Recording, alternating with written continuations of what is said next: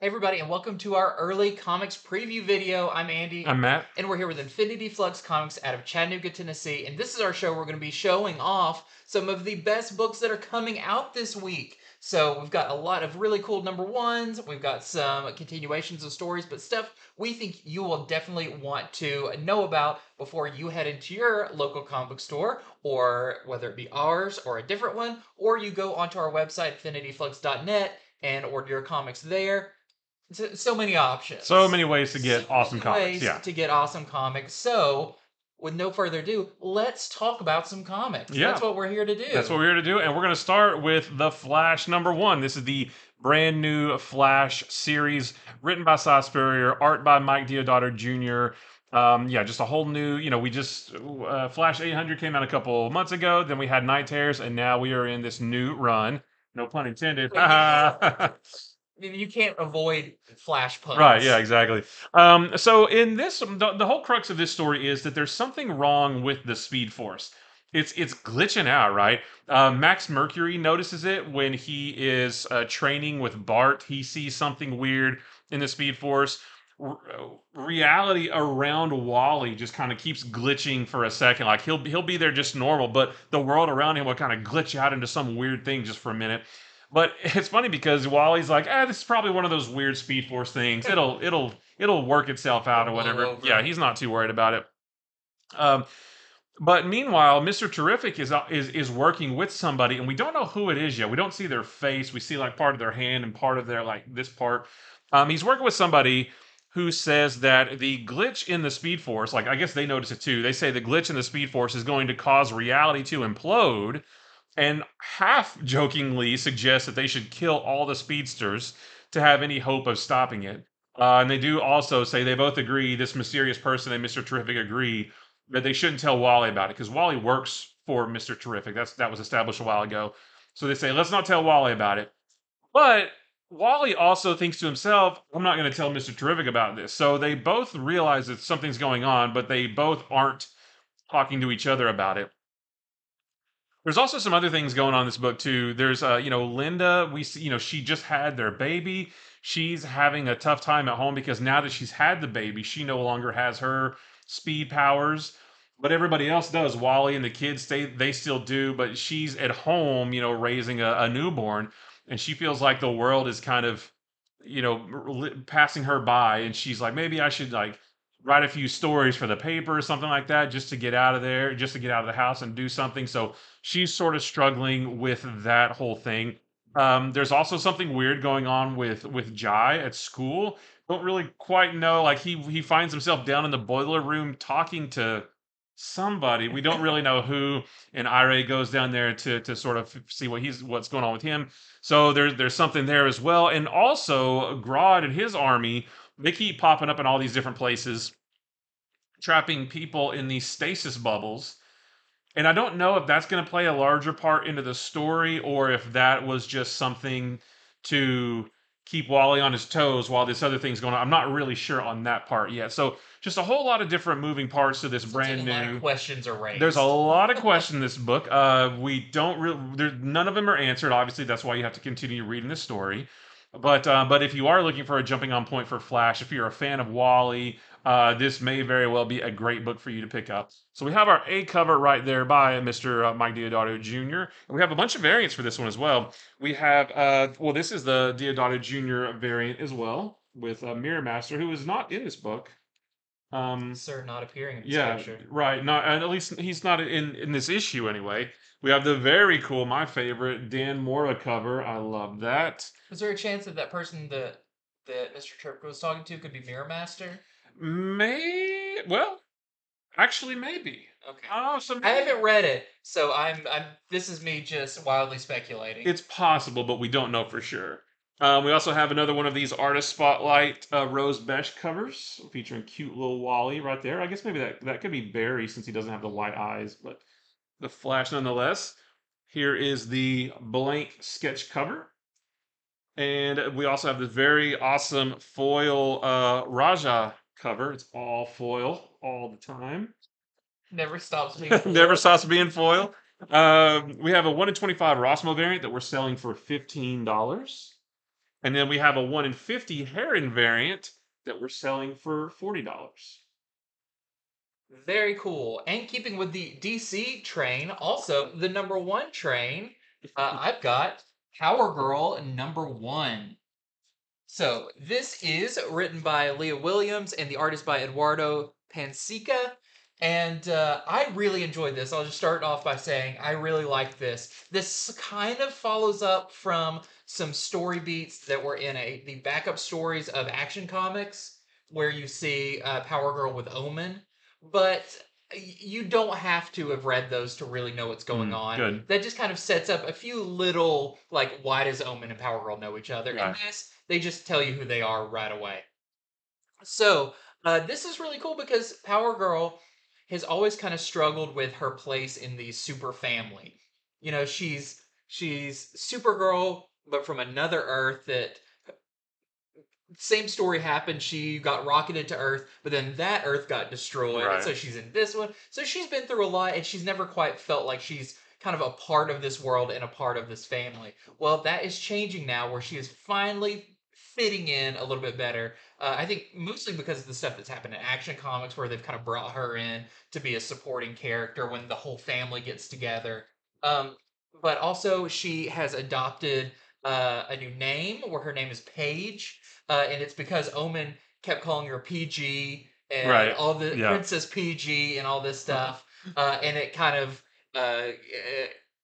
snowballed until her name she chose is Paige, and I guess it's also to keep her different than Kara, Right. even though that is her name. But this begins where she has finally got a job, or kind of a something she's working with, and she's working with Steelworks. Okay. You know, John Henry Irons' company. It's And cool to see Steelworks popping up in different books because we Yeah. know he's going to be popping up in the John Stewart Green Lantern book Yeah. soon. So it's cool to see Steelworks being a presence in the DC universe. Yeah. And it's really cool because she's actually running a charity drive for them, a fundraising charity drive where she has brought in a bunch of alien artifacts. And she's like, maybe I didn't get them from the most reputable source, but this is something I could get really fast and I know will sell for a lot of money.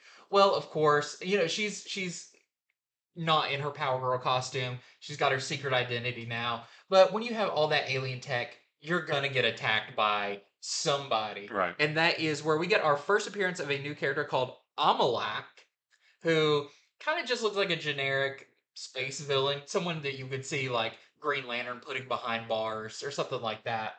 But he gets there because he knew about the artifacts. But then he discovers that when Power Girl, you know, goes to stop him, that she's Kryptonian, Okay. and lucky for him, he just has a grudge against Kryptonians. She's like, I'm not even from that Krypton. It doesn't matter. He has a grudge against her. So you can start to see her life going a little bit sideways as some of this action starts picking up. Also, after a lot of this gets resolved, she gets a call basically from Superman, because something has happened. There is a virus that seems to be connected with Kryptonians that's affecting humans, and it looks like the source of it might be around Power Girl. Okay. So there's a lot of things, and it looks like it's going on a darker path. Even the story earlier with the kind of Marauders type characters, she takes care of it, but maybe not in the best way that Superman's not happy with. So you're kind of watching her life now spiral out of control, and only she is the one who can regain control over it. So I thought this was really good. The art is really strong. It's very classic superhero, but it was really nice for this book. So this is our A cover by Gary Frank. We also have this really nice John Boy Myers cover. I love that one. Very cool. We've got this, I believe this is the Suzumaka variant. It's got some strong covers. Very strong. Everybody wants to draw Power Girl. I believe this is, let me double check. This is the Warren Lau foil variant. Very interesting that she doesn't have any red here. It makes it look like a completely different costume Right. without the red. Of course, we've got a sketch variant cover. We have this really nice Schmidt 1 in 25 wraparound cover. We're selling for $20 where you see all of her different costumes she's had over the years. And this one is super I like that one nice. too. This is the 1 in 50 Frank Cho variant that we're selling for $40. Very fun. I love the idea of Superman saying, "Hey, there's a weird virus going around. You deal with it. I don't want to get Yeah, near that and there's stuff." a, there's a reason why it's Power Girl's problem. Yeah. You'll have to read it to find out, but it's really interesting, and it involves Atlanteans, which is another really fun aspect that's thrown on top of here. So Okay. check out Power Girl. That's my recommendation. Right. Read Power Girl. And before I move on, I do want to mention something I forgot to mention about the Flash #1. This is the first cameo appearance of a new villain called the Uncoiled, Mm. who I guess maybe is behind all the weird glitchiness with the Speed Force. But again, we don't know yet. But I did want to mention that. I forgot to mention that at the beginning. But moving on to my next book, this is Iron Man #10. And you're thinking, well, you're talking about a #10 issue as your second book. But yeah, because this is the much ballyhooed wedding of Tony Stark and Emma Frost. We've known this was coming for a long time now. You know, for the longest time, we're like, wait, why them? Yeah. They're not together. They're not anything. Why are they getting married? Well, it all happens here. We figure out, we know what their plans are now. But I will say at the beginning of this book is pretty cool too because we see that Fei Long, who is kind of the villain behind both the Iron Man and X-Men right now, we see that he has arranged for Rhodey, who is in prison, to be attacked by a whole bunch of guys in prison. But what he doesn't know is that Tony, with Wilson Fisk's help, has arranged for Rhodey to have some protection in prison. And I won't say what that is or who that is or whatever, but it was really cool to see. It was really interesting to be like, oh, that's actually really clever. Thanks, Wilson Fisk, I guess. So he's protected in there. So that was really cool to see. That wasn't that's only the beginning of the issue. It's not a big part of it, but it was really cool.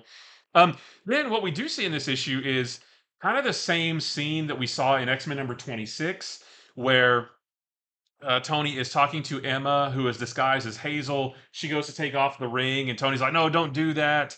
And he picks up the ring to put it back on her finger right when Fei Long walks in, and that's like, "Oh, I was gonna propose." It's the same scene. We saw that in X-Men #26. We see that in here too, just in case you don't read X-Men or you didn't read X-Men '26, then you still understand what's going on. So that was cool to include that in there.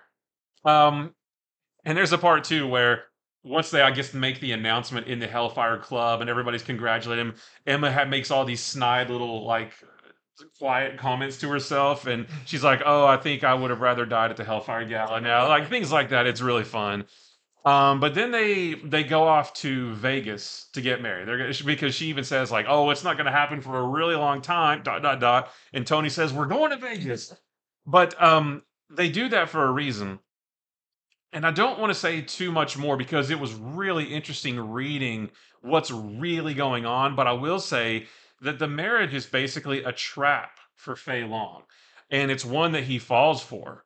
And they are able to successfully execute what is essentially, they don't call it this, but it's essentially phase one of their plan. How they're going to get back at Fei Long, how they're going to get revenge for all the stuff, all the ways that he has wronged them.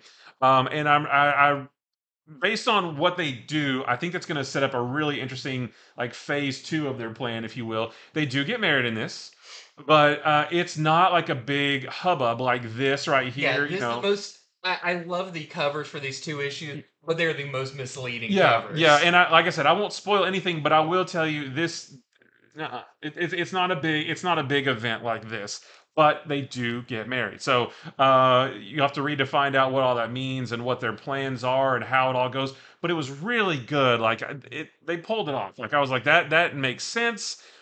They baited the trap. He fell for it. They did the thing. They did what needed to do. And the very ending is like, oh, I can't wait to see what happens next. So very, very well done. I very much enjoyed this issue of Iron Man. I can't wait to see where it goes next. So we have our A cover right there, and we got a couple variants as well. This is the George Perez variant.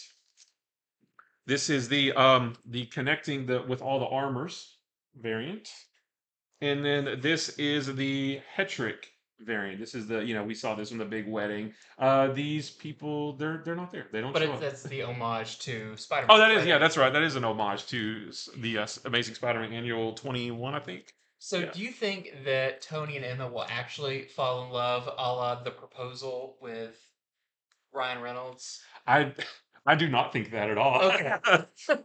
They get forced in this situation, but they actually learn that they love each other. Because I can't. There was a couple moments where I was like, oh, they're gonna like start. It's like they're bickering, Yeah. but they're gonna slowly start to fall for each other. I don't think that's gonna happen. I Okay. think they're gonna stay like fussing at each Yeah. other, which I prefer. I think that's smarter. Yeah. Okay, next up, I feel like I could do an entire show on this book. So I'm going to try to keep it as brief as I can, but still telling you about it. This is Ultimate Invasion number 4. So this is a big one. This is, I think we're all kind of comparing it to the Ultimate Universe that came before. Right. Like, if this is setting that up, then we have years of stories coming our way. We already saw the announcement that Hickman is going to be doing a new Ultimate Spider-Man book. So we know that there's Ultimate stuff coming. Right. Now, this is the final issue of Ultimate Invasion, which theoretically is to set up the new Ultimate Universe. Now, we do have a one-shot coming out in November, I guess? Maybe. Or no, I think it's October. October, Yeah. that maybe will like iron out a lot of the questions that are raised by this one. But so a lot of questions are raised in this issue. Some things are answered, but not a ton. So this is if you haven't been following, it has all to do with this other Earth. It's 6160. Yeah, 6160. Yeah. 6160. It's a crazy world. I can't explain all, but it is ruled by the Maker, who is the previous Ultimate Universe's Reed Richards. In this universe, Howard Stark, Tony Stark's father, didn't die, so he's kind of the Iron Man in this world. But he's mostly in this book like just a genius engineer, all of that, leading Stark Industries. In the last one, he met a new version of Reed Richards that has Doctor Doom's mask. It's nuts. Like There's a lot going on. There's a lot going on. But the things, without trying to explain all the weird intricacies that have happened in this series so far, I'll say you do see a big confrontation that pits the Maker up with who was teased at the end of the last issue, which is Kang. Oh, that's right. Yeah. But this version of Kang is different. This is not your regular looking Kang. You'll actually see him on the variant cover. He's a very Iron Man looking Kang. Now, is it Iron Man? Or is it Kang in an Iron Man suit? Or Iron Man in a Kang suit?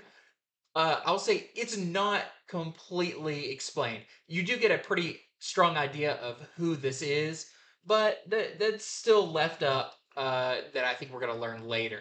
The other interesting thing that happens in this is we've got this world that we've been building in Ultimate Invasion, this 6160 Earth, that is very different than the main Marvel universe, especially because it's ruled by the Maker. It feels like he stopped all superheroes from kind of coming into fruition.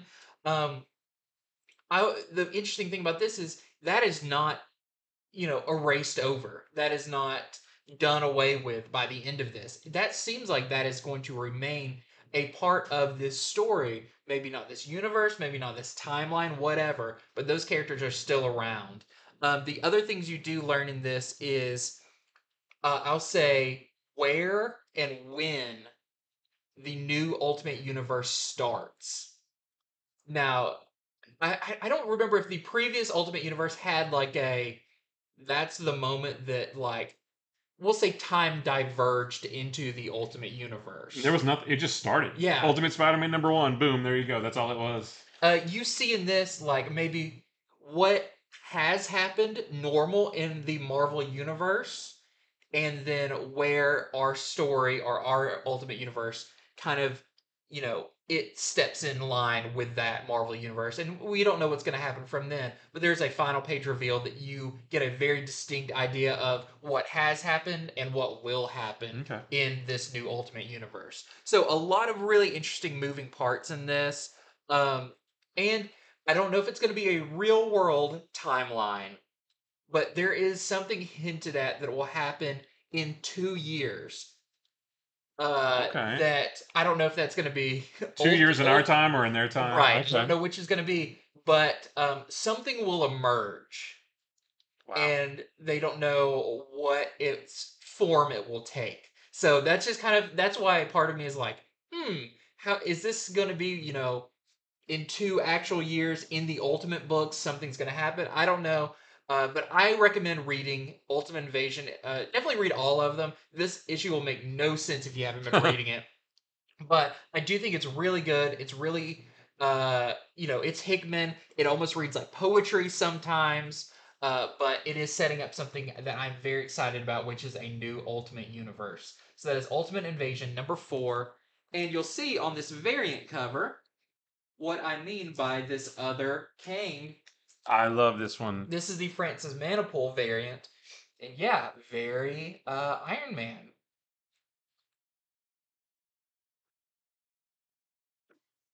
So Iron Man that it makes me sneeze.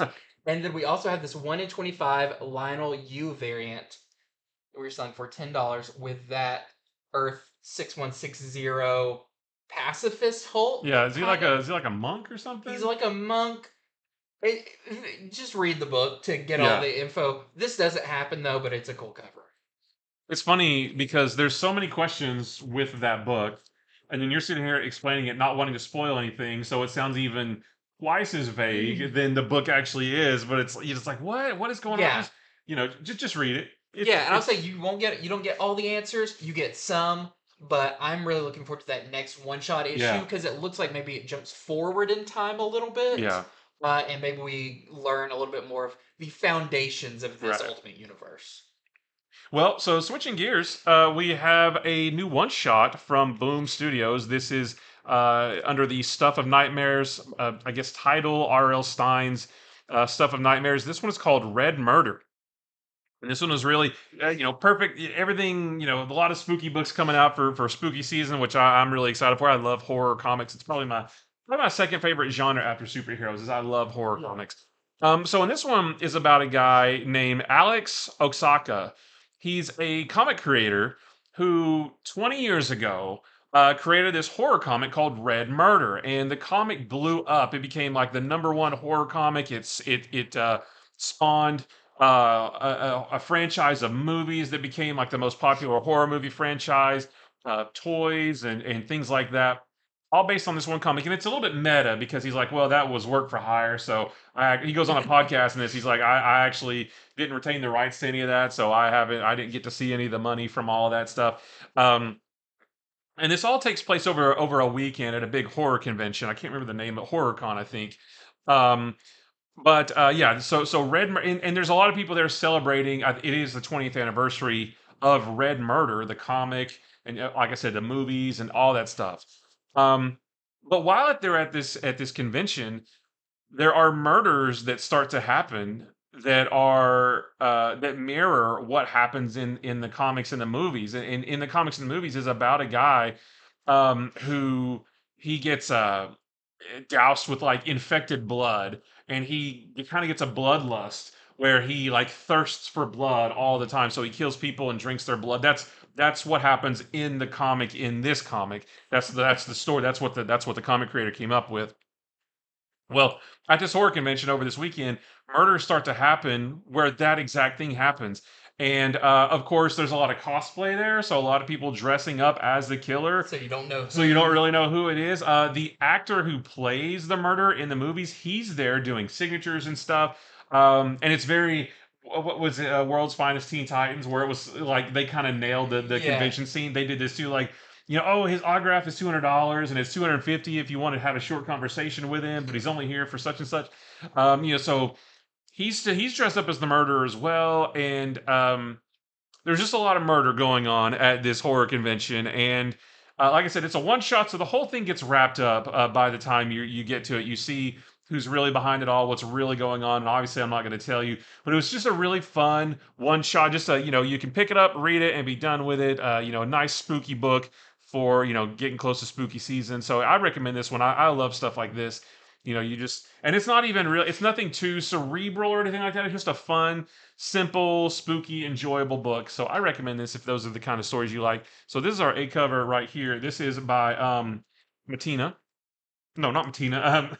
For instance, who is it? Francavilla. Francavilla. Jeez Louise, not Matina. Francavilla. Francisco Yeah, I Bettina cannot believe Francavilla. and he does the best covers like this. I love Nice it. horror stuff. Yeah. We also have a Mercado variant. It looks like one of R.L. Stine's old novels.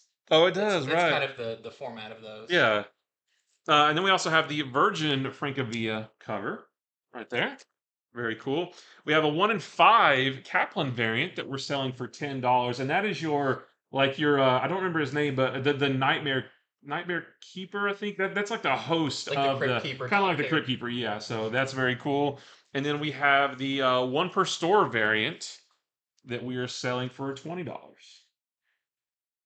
can't believe I forgot Francavilla's name. It just, it just blinked on me. Where's your nerd card back? I know. I love Francavilla, and I forgot his name. Okay, next up for me, let's talk about some Void Rivals. This is Void Rivals issue number 4. So I feel like, there's books that when we go over on the show, like we'll talk about issues 1, 2, and 3. We may drop off after that to replace it with other books to talk about. We're probably going to be talking about this book for as long as it's going on. Just forewarning you there. I hope you're enjoying it because I really like this book and I can't wait. It's my first one I read when I get my stack of books to read for the show. So, I talked about it a little bit on the short show, but yes, this book is part of the Energon universe. Mm-hmm. It's, eventually going to be heavily tied in with G.I. Joe and Transformers. We've already seen some Transformer ancillary characters. Yeah. We saw Jetfire in the first issue, but really the core of this story about Solila and Derek is really good. Yeah. It is a really good core story that you could take out all the Energon universe stuff and it would still be a great book. And it continues that way. In the last issue, these rivals, they even almost say the title of the book in this issue. They had to escape that planetoid together, but they're from warring sides of this sphere that's one on one side, one on the other, and black hole in between. Well, you thought that they kind of made friends and got out safely, but Solila knocked out Derek as they were coming in, and she's going to take him as a prisoner to her side of the thing. Well, that's where we pick this one up. So we see more of they're called Zeratonians. They're her people, Solila's people, and we see their leader, Premier Zertonia. There's such like sci-fi names for things. Sure. But his questions when she thinks she's gonna get there and be like rewarded or praised, and immediately they're like, what did you tell this person? And mostly, did you take off your helmet around him? Like, because it's really important. Because even when they're escorting him into their place, there's like crowds of people around, and they're all like, "Ooh, look how ugly he is! I can't look. It's so gross." He's wearing a helmet, but like they have built up this thing that they are so ugly. But we saw in a previous one when they did take their helmets off, they're not that different looking. They're the same race, right? They're similar. They're slightly different colors. One's kind of green, one's kind of yellow, and they have different like gems on their heads. Okay. But other than that, they're basically the same thing. So this is a big secret that's being kept. So you do see in this that there is something that these ruling people of these groups of these peoples are keeping from their whatever you call it, citizens or whatever. There's something they're keeping from them. That it sets up even more really interesting stories. But of course, the thing everyone wants to know about Void Rivals: how does this tie in with the Energon universe as a whole? And that is another great part about this. It kind of creeps up on you. Turn the page, you're expecting this conversation to continue, but no, there is a full page spread. I would say 2 pages that are kind of dedicated to the Energon universe. Okay. It does involve some of the characters we saw before.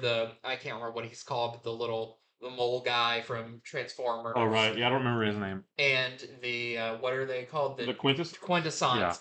Yeah. Those are in it too. But we do see, I would say, the biggest cameo so far.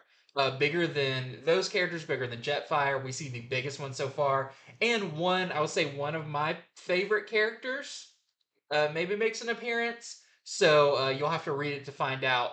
But it is, I I'm think I trying to put. think who you said your favorite character was. I I can't. I know. can't put my finger on it. They appear on a very, I don't want to say very famous cover, but like a very iconic cover that's been Okay. homaged a lot too. And they're the only ones on it. But Darn so it. if you're excited about, that side of it, you're going to be rewarded. If you're enjoying the Void Rivals side of it, you're going to love it. Next week we have Transformers #1 coming out. Can't wait to see if they do tie that back in with Right. this a little bit. If there's a little hint of that, I'm not sure, but overall, fantastic issue of Void Rivals. Continue to buy this. This is great. Kirkman, so good at writing dialogue and all of that. It feels a lot like maybe some of the latter issues of Invincible with all the sci-fi elements. But just pick up this book. It's great. Love it. We've got some variants for this one as well. Not too many. We've got this Debercado variant, and we have this 1 in 10 Park variant that we're selling for $10. All right. Well, next for me is Batman, Catwoman, the Gotham War Red Hood #1. So, part of this whole Gotham War storyline we knew a while back was going to be a 2-issue Red Hood, kind of a micro series, if you will. And this is the first issue of that. Um, I'll go ahead and say I don't know that this needs to be, or if they're even officially considering this as like part 4, because this is the 4th book to come out that has that's part of the Gotham War. But I don't know that I wouldn't call this necessarily a part 4. I would say that if you didn't read this one, you would still get but you read the Batmans and the Catwomans and then the 2 bookends, you would still have the full picture, because this one really does kind of focus on Red Hood specifically, and he's on like a little side mission or whatever. But in this one, he's roughing up a thug who used to work for the Joker, because Red Hood wants to know where the Joker is. Obviously, he's always out to get the Joker. But Catwoman stops him, and she ends up hiring that thug as part of her crew, because she's been hiring up all the henchmen lately. So Red Hood actually joins her. He joins up with her, which we already saw he was going to do that anyway. And he agrees to train 3 of her new henchmen, but one of them runs away right off the bat. So he's kind of like the mentor, the trainer for these 2 new henchmen that she's hired. And we see him over the course of a couple of weeks, maybe. He's teaches them how to fight and stealth and thievery and all kinds of stuff. He teaches them all that stuff. But after a while, he kind of he starts to ride them for information about the Joker, because the other one worked for the Joker too at one point. And he's like, "Hey, now that we're close, now that we're buds or whatever, why don't you tell me about the Joker?" And they don't want to do that. And so Catwoman actually accuses him of only joining her to begin with, so that he could get information for his own mission, which is finding the Joker and taking him down. So she accuses him of that. Um, they do go out to a burglary one night, and they get caught by the security guard. And Red Hood actually talks the security guard down. He's like, "Listen, I disabled all the security cameras. That guy's pointing a gun at you, and he's kind of twitchy. Um, if you just let us go, nobody's gonna know, because I took out all the cameras." And the guard's like, "You know what? All right, fine. I don't want to die or whatever." So he's about to leave, but then the one of the henchmen with the gun like beats him down. But then that same henchman who beat the guard, and of course Red Hood gave him an earful. He's like, he was talked down. He was going to leave us alone. You shouldn't have done anything. So that henchman later goes missing, and Red Hood goes to investigate to figure out, where is this guy? He hasn't shown up to the lair, to the headquarters, in a couple days. And he investigates, and he finds something disturbing that I won't say what it is, but it does involve the Scarecrow, which is pretty Ooh, cool. Yeah. I haven't seen him in a while. Yeah. So the Scarecrow may be part of this little 2-issue micro series as well. So yeah. So like I said, it's probably not super necessary to read this and probably the next issue of Red Hood in order to get the full picture of the Gotham War. I still thought it was really good. The Yeah. art's really good. I really want to see what Scarecrow, especially with the last page. Like that was really cool, and Scarecrow does have something to do with it all. So I still recommend it. I've been enjoying the Gotham War, and even though this isn't a major part of it, I still think this is really good. So I recommend it. There is our A cover right there, and we also have one variant. This is the Carl Kerschel variant. I like the the angel and the devil. And really, if Batman and Catwoman are angel and devil on your shoulders, which one's which? I Yeah, mean, you don't really know. they can swap They're parts. interchangeable. So yeah, very cool cover there. Okay, next up for me is Action Comics issue 1057. So this is a really good issue. It could be one of my favorite issues of this run of Action Comics so far. That's for a few reasons. One, this is a new story arc starting. It's called Revenge of the Demon, Part 1, which sounds like a Batman title. That Right, sounds like right, a yeah, Ra's al Ghul yep. Batman title. But no, it's called Revenge of the Demon. And I would say most of this issue is actually Clark Kent, and that's a really good I love thing. it. I love Clark, but one thing you were saying that some of these pages came out online. There's an opening scene that is just fantastic, and I love being reminded of Superman doing the things that make him Superman. And that's not fighting. That's not doing anything like that. He's having lunch with someone. At one point, he, you know, was a criminal and he like incarcerated them. He took them in, and they got out, and the guy's like, you know, you don't have to keep checking up on me. I'm fine. And Superman's like, I just like eating lunch with you. Like they're just sitting together eating Yeah. lunch and talking about their families. Fantastic. That's Yeah, Superman. that's Superman. Superman probably to me is like one of the characters who it's just as important as who he is as to what he can do. Yeah. And that right there is classic Superman. Like that is important to his character as him being able to lift a building or something Right. like Yeah. that. That is. It needs to be equal Yeah. parts of those two Yeah. things, and I love that this started off that way. It is heartwarming and just kind of it makes you love Superman even more. There's also a great Flash joke that is burn on Barry and a good thing for Wally that I just love.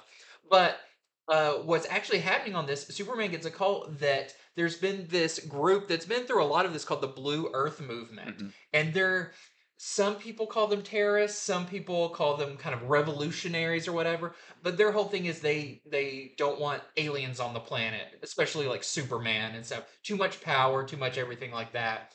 Well, their leader has never been seen, but they have agreed to come in for an interview at the Daily Planet, but they will only talk to Clark Kent. So Clark has to rush. Lois is briefing him on like, here's what you got to do. You got to be firm, but you can't run him off. All this kind of stuff. And he's like, I've got this, whatever. And this is like the coolest thing ever. Is you see Superman talking to this character. We did see her. She was on the cover of a previous issue. Her name Okay. is Nora Stone, and she is the leader of the Blue Earth movement. Definitely shrouded in a lot of mystery, and she's very young. And the best part of this is as Superman's interviewing her, uh, you're getting like these like X-ray visions of her brain and her heart, and she'll say a line, and it'll just say like in Superman caption, "lie." And Okay. he is like dissecting everything she says to figure out Nice. what is the truth and what's the lie, what she's saying. And even Nora makes a comment of like, it seems like all the interviews you get, it's like the person's hooked up to a lie detector test. But it's really I wonder why, Superman. yeah. But like the whole conversation, you're seeing how Superman is picking this apart to figure out what's true. Fantastic. Just super cool to see this. But this is from me reading it, but not knowing for sure. There's something about this character, this Nora Stone, and her bodyguard. There's a bit more of their bodyguard later, but does she know that Clark is Superman? And Mhm. I don't know that, but there's a lot of like words said and stuff, and like insinuated towards Clark that are just very minute, but seem like it really feels like you know something. Right. Even so much that are they even human? Mm. What is this all about? Just super interesting. Great, great story in this one. But of course, this Action Comics, there's multiple stories in it. We do get the finale of the Lois and Clark story by Dan Jurgens and Lee Weeks. Yep. The finale part of that, part 7, is that in this one. And there's a new story about Connor Kent that I thought was fantastic. I really loved it because it's another story that talks about the character, not so much what they can do, but who they are. As Connor is struggling with his place in basically the DC universe, where he was brought about as a clone of Superman and Lex Luthor because Superman had died, but now he's having dreams that all people see of him is Superman, uh, and but the world doesn't need him. Superman's back. Superman now has a son who's a Superman. Is he forever doomed to be Superboy? You never have too many Superman. Yeah, Super people? but there's a lot of them. Yeah. And he's also, you see that he's got a relationship with Megan, who is Miss Martian, which I love. I love seeing her back. Definitely Young Justice vibes of the Yep. TV show if you're a fan of that. Love it. The characters just feel just like that. But this was a great story that is actually leading into the pages of Superman and the new Speed Force book Very cool. coming up. So don't know how that's going to tie in, but I think it's very cool. So I really enjoyed issue 1057 of Action Comics. We've got some great variants for this one as well. Love this one. This is the Jorge Jimenez variant, showing the Clark and the Superman. We have this Michael Janin variant that is for our Justice League versus Kong versus Godzilla versus Kong. All that. That's our first of the connecting ones. And we also have a 1 in 25 Raphael Albuquerque variant. We're selling for $12. Very George Reeve Superman on that. Can't wait to read that. All right, so my next one is another big, powerful super being. This is the Immortal Thor issue number 2. And this just picks up right where issue 1 left off. Thor is continuing his battle with Tauros, who's this big guy right here, big new villain. Thor has got the power of the Allfather now, right? Thor is the king of Asgard, right? So he's even more powerful than he's ever been, and he throws everything at Tauros, and Tauros just kind of shrugged it off. Like nothing stopping this guy.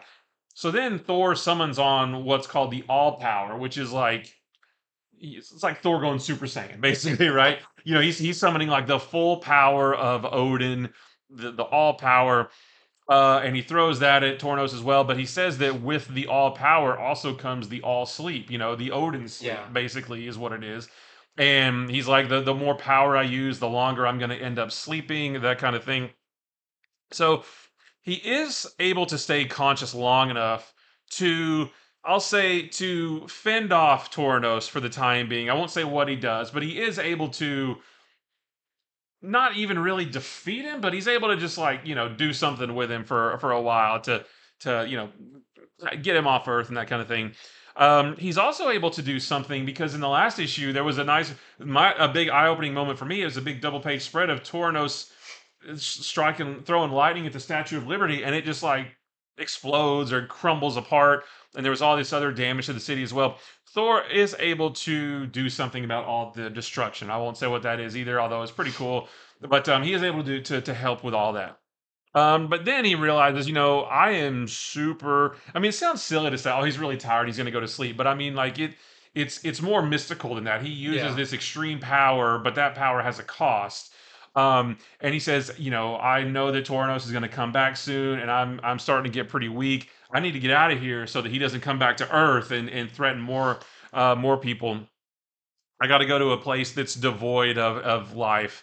So he actually goes to the gray area of the moon because it, just like the blue area of the moon where the Inhumans used to live, they also set up this gray area of the moon. It's got a little pocket of atmosphere that he can still, utilize thunder and lightning and all that if he needs to. But when he gets there, there's somebody else there. And that's where I'm going to stop talking about this because that was really interesting. And it made me sort of understand the solicitations for issue number 3, which I think we talked about last week. So it's like, oh, okay, that's maybe what that means. So there's somebody else there. I don't know if they were already there when he got there or if they showed up right after. I'm not too sure. But yeah, there is somebody else there. And it's pretty interesting. And the conversation they have is really interesting. And it really makes me want to see what's going to happen next. So another great issue of Immortal Thor number 2. I cannot wait to see what happens next. So we have our Alex Ross A cover right there. And then we also have this really cool George Perez variant as well. Next up for me, I've got Green Arrow number 4. Green Arrow is back. This is a great issue. So you see on the cover, Ollie is facing off against Parallax. So Ollie has a history. We even go over it in the very beginning of his relationship with Hal Jordan. Just over the Hmm. years, they started out as enemies, but then they became hard traveling heroes or Yep. whatever. He brings up all of that. You see a great thing there, but it eventually gets to the point where Ollie was the person who killed Hmm. Parallax. And that was very hard for him to do because him and Hal Jordan were such friends. Well, now Parallax is back, not necessarily possessing Hal Jordan, but he looks like when Hal Jordan was Parallax. And basically kind of does a little bit of a Christmas Carol, like takes him and shows him different things in this, and explains to him that, he can never, like we've seen through this book, that Ollie and his family can't be in the same place at the same time because something terrible is going to happen if they do. Ollie's saying, "You've got to tell me why," but Parallax refuses to tell him because Parallax is still a bad guy. So you'll have to find out what happens in this one. But some very interesting stuff is revealed about what's been going on with Ollie and why Parallax is trying to keep them apart, all Okay. of that. A lot of interesting stuff, but a lot that harkens back to the history of Green Arrow and kind of the characters that have been there to shape him into the character he is now. So I'm loving this series. This is another great issue. I love the opening pages that show the history of Hal Yeah. and Ollie together. You see all their different costumes over time, all of that, and then finally the moment where he killed Parallax is a really good kind of crescendo to this opening part. But I really enjoyed this issue, um, and I still highly recommend the series. I hope it keeps going. We've got some variants for this one. This is the Lim variant of Black Canary, who is in this issue. Very cool. And we also have Uh, this 1 in 25 Stoko variant that we're selling for $15. that's fantastic. All right, my next one is Avengers number Avengers number 5. I got confused because on my list it's number 6, but yeah, number 5. And this one is just continuing the story of the Avengers versus the Ashen Combine. This one focuses a lot on Vision and the villain he's fighting, and also Captain Marvel and who she's fighting. Obviously Thor and Scarlet Witch and Iron Man, they're doing their fights too, but we've seen them, so we haven't seen too much of Vision and Captain Marvel fighting yet. So we see that, but we also see, we know that Captain America and Black Panther, they actually snuck up into the Impossible City, that is literally a big city floating up in space, where the Action Combine, kind of live or whatever. And the city actually speaks to them as if it's sentient basically, and they actually have a conversation. And we learn a lot about what the city is, who the Ashen Combine are, what their sort of relationship is. And we learned that not everything is as it seems. So very interested to see where it goes. But yeah, I'm loving this so far. This has been a great run of Avengers, and I can't wait to see what happens next. So we have our A cover right there, and then we have a couple variants. This is the nice Alex Ross connecting variant, and then we have another Mark Brooks corner box variant. I love these as well. Very cool. And next up for me is one I really loved. I love the first issue of this, and this continues to be great. This is Jean Grey #2. So Jean Grey at the Hellfire Gala basically gets killed, but her psychic abilities are so strong that she can basically, either as she's dying or whatever, it says Jean's body is gone, but her mind wanders the past, exploring what was and what could have been. And so the first issue we saw when they were the all new, all different X Men. What was there anything they could have done in the past when they were younger that could have fixed where the X Men ended up and mutant kind ended up now? She realized in the first one, no, there's nothing there. So this time, she, in her mind, goes back to the moment of the shuttle crashing that led to her emerging from the bay as Phoenix. Um, so she thinks in the original story, Jean helped. The autopilot broke, and she had to go out of their little safe room on the shuttle to help guide the shuttle down to safety, and that all was the catalyst of her becoming Phoenix. But this time she thought, what if I just waited a second? Was there someone better to do this job? And of course, in this version, Wolverine pipes up and says like, "Hey, I can ride the shuttle down, all the radiation, all of that. I can heal from it." And at this point, they don't know Wolverine very well. Right. They don't Oh, know that's he's right. Logan. They don't Yeah. know any of that stuff. So Jean said, "Okay, if you will allow me to, go inside your mind, I can walk you through what needs to be done with the shuttle." And Wolverine's like, "Okay, I can do that."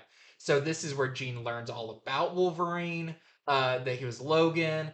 Uh, she sees Weapon X. She learns all this stuff sooner than she did in the original version, which is very interesting. And as the shuttle crashes, uh, everyone is fine. And who emerges from the bay as Phoenix? Not Jean, but Wolverine.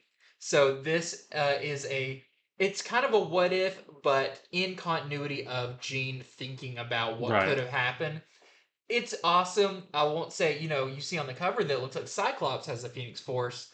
There's a lot of back and forth with the Phoenix Force in this one, but if you want to retake on that original story of Phoenix and leading to Dark Phoenix, but a different take on that, definitely check out this issue because I thought it was really, really good. So that is Jean Grey #2, and I have this Peach Momoko variant for that one as well, with Dark Phoenix on there, Yeah, that's but really it cool. doesn't get that far into the story, but very, very good. Even if you're not reading all the X books, but you want something a little bit different and you like the characters, you like the history of the X-Men, Oh highly yeah. recommend that. You could absolutely read that without reading Yeah. anything else. All right, so next for me is Blade #3. And after the events of last issue, we saw that his former partner Tulip, or not, I guess not partner, but they've been together before, and a former associate, we'll say that. Yeah. She got captured by this supernatural mafia kind of guy. So Blade actually helps rescue her from that organization, but now he needs her help in stopping the Adana, which is the spiritual or the supernatural entity that he accidentally released in issue #1, that's essentially going to destroy the world. She tells him that he needs the sword of Lucifer called Lightbringer in order to take down the Adana because the Adana is so powerful. She's like, "Oh, well, you actually need the sword of the devil, basically." But you don't have to go to hell to get it because there's an evil arms dealer that actually has it now. And Blade says, "All right, well, we just got to break into his compound and steal it." She's like, "Oh, I think he's like a little paranoid or something. Like he doesn't want to stay in one place for too long, so he actually lives on a train Oh, that's constantly moving." She's like, "He's never in one country for more than a couple of days. He lives on this train, so they now are going to have to figure out how to break onto this train of this evil arms dealer and steal the sword that used to belong to Lucifer himself." So, that sounds easy, right? And at the end of the issue, there is a special guest star that we will see in the next issue who I think does help them with their heist. So, this is maybe becoming kind of a supernatural heist very story, which cool. sounds really cool. So, yeah, this was a really good issue of Blade. I really enjoyed this one, and I can't wait to see where it goes either. So, that's our A cover right there. And then we have this Martin Coccolo, that's your Thor artist, Stormbreaker's variant with Blade and Captain America. The guest appearance at the end is not Captain America. I will spoil that Captain America is not in this book, but that's still a cool image. Like I'd Yeah. like for him to be in that book. That's really cool. Okay, next up for me, I've got Miss Marvel, the New Mutant #2. So this continues Kamala's kind of learning about her new mutant status as she is doing this program at a campus of a college. But Orcus has a big hand in this place, Hmm. and so Kamala's been having these dreams that are very weird. In the previous issue, she saw a character that she in this issue refers to as Doctor Surfer, or is eventually referred to as Doctor Surfer, which kind of looks like a mix of Silver Surfer and Doctor Strange that she keeps seeing in her dreams.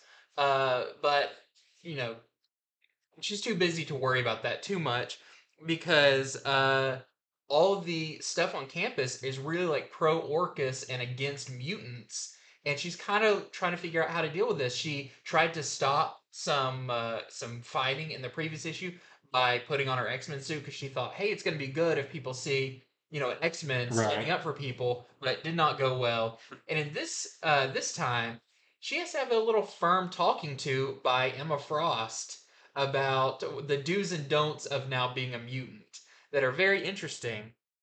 But back to the Dr. Surfer thing, it's very odd because that sounds like a character that she would have made up in her fanfic. Oh wait, so you'll have to read Maybe to she find did. out. Yeah. But there's some really interesting stuff going on in this that I don't know, or maybe hinting to what her powers are going to be, her mutant Okay. powers, Yeah. any of that. But we're on the early stages, some really interesting Miss Marvel stuff, and I think this is a really fun book. So that's Miss Marvel, the New Mutant #2.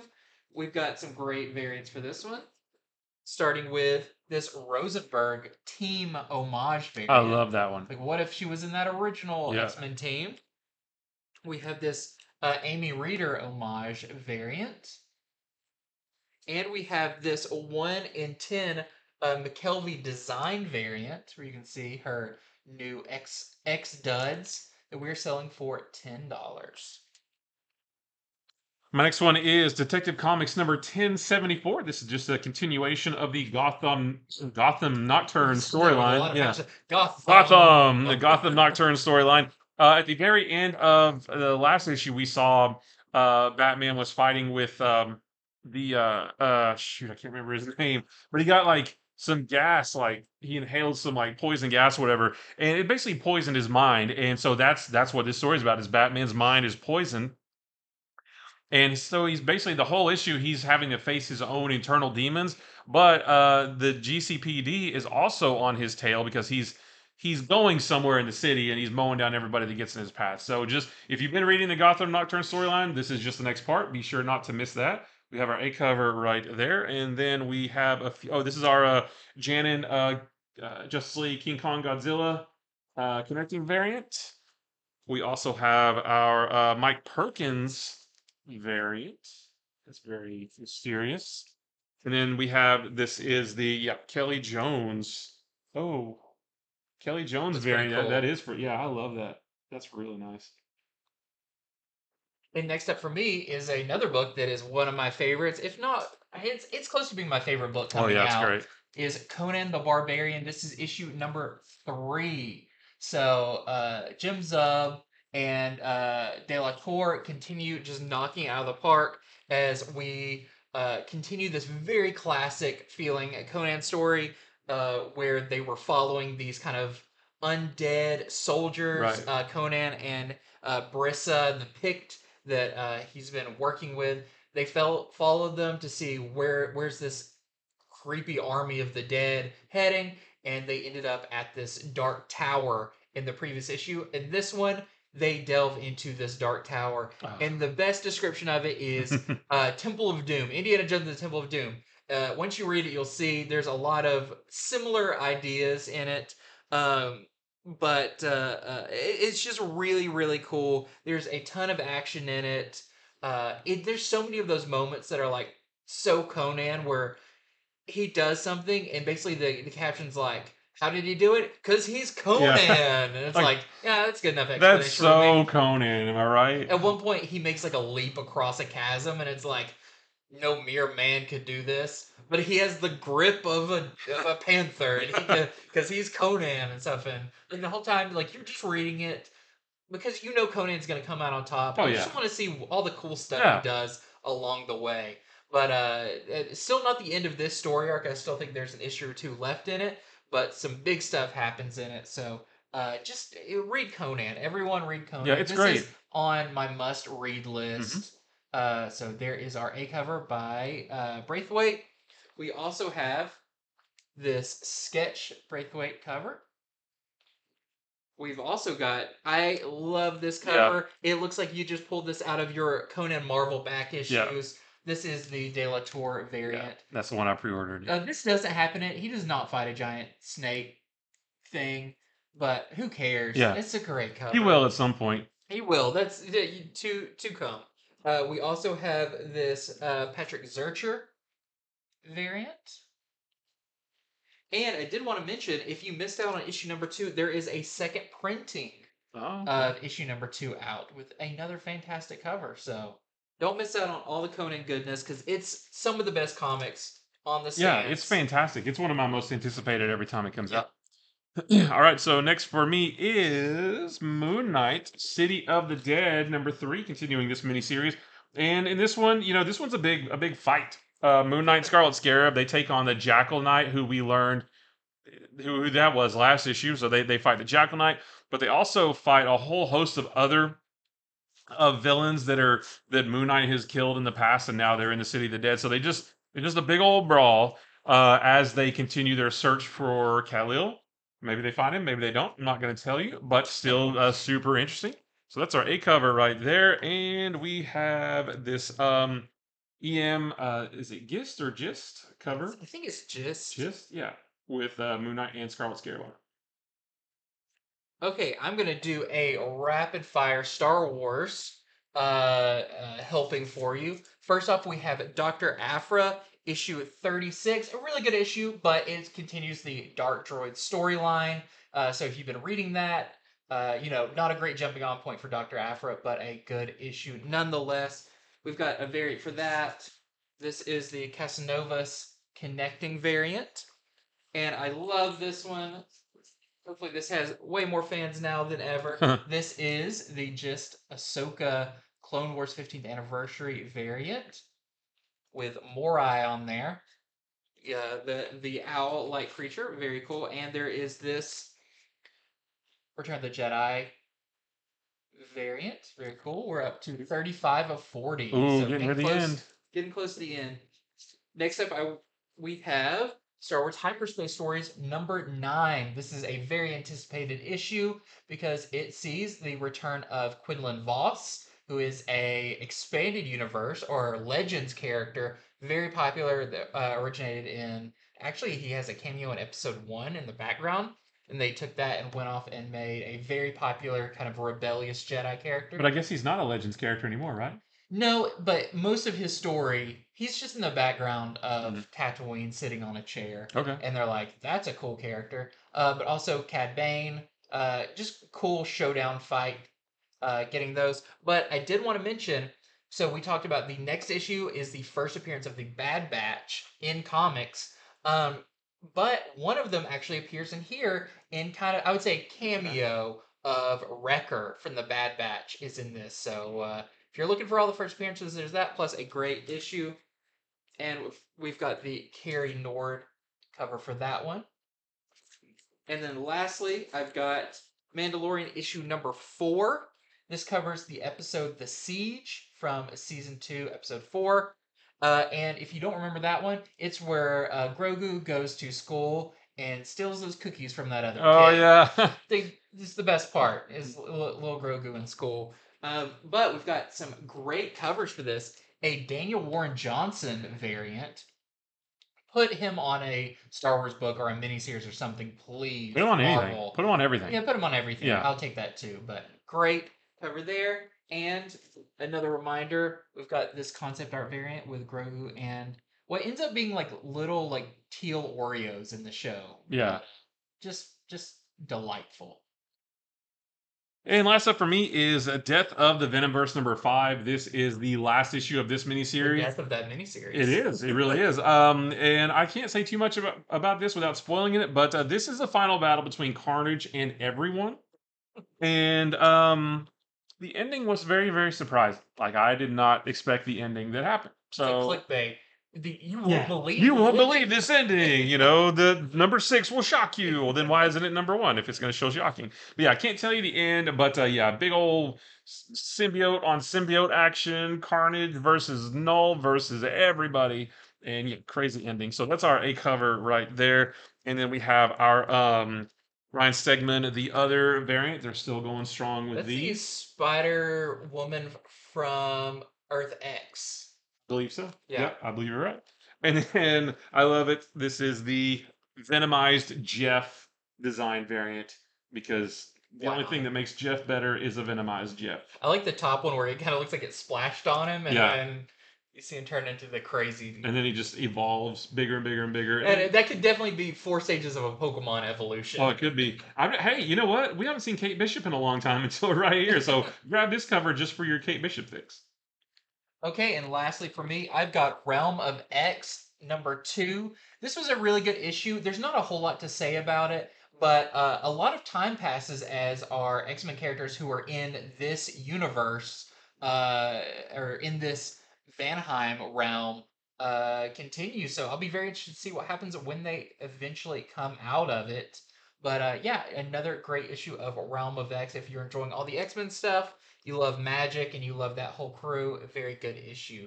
But before I forget, which I almost did, I did want to remind you, you can go on infinityflux.net where you can pre-order any of these books right now and subscribe. Everything you subscribe to, you pre-order, you get 10% off of. So that is at infinityflux.net. And thank you so much for watching. We have our show coming up on Wednesday. We'll be going over all the books that you can pre-order. But yeah, head over to Infinity Flux and order all these books we talked about. Every single one of them. Every single one Yep. of them. And all all the variants. covers. Yep. Yeah, that's what we expect. That's right. No, we don't expect that. But thank you so much for watching, and until next time, see ya.